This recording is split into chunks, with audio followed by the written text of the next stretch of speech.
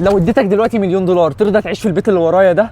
فيديو النهارده انا نقلت السكن اللي انا كنت فيه في الاول، ودلوقتي انا في سكن جديد مرعب جدا، وده بقى اللي يخليك تاخد $1,000,000 عشان تعيش هنا. فتعالوا بقى اوريكم السكن الجديد.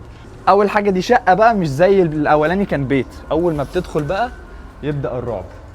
بتلاقي دور فوق معرفش فيه اي حاجه، تخش من هنا بتلاقي دور تحت. الدور التحت ده حقيقي انا مش عارف ايه اللي موجود فيه، ومحدش بينزل خالص. ده منظره. في هنا باب حقيقي مش عارف الباب ده بيودي على فين برضه.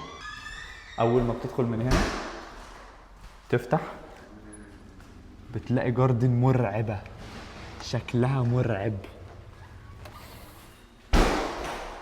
دلوقتي ده البيت. اول ما بتدخل طبعا البيت ده كله بتاعي لوحدي، مفيش حد ساكن معايا فيه.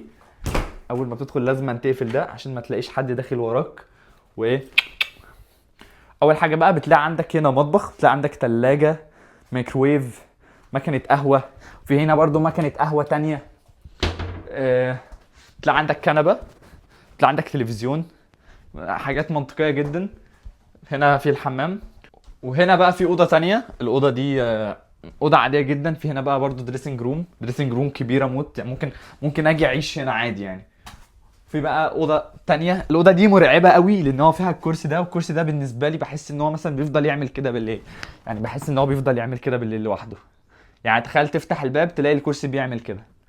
قمه الرعب، قمه الرعب. انت في امريكا وقمه الرعب، قمه الرعب بجد. تلاقي حد بقى باصص لك من هنا مثلا، او حد ناطط لك من هنا. يا نهار ابيض، والشباك ده مفتوح.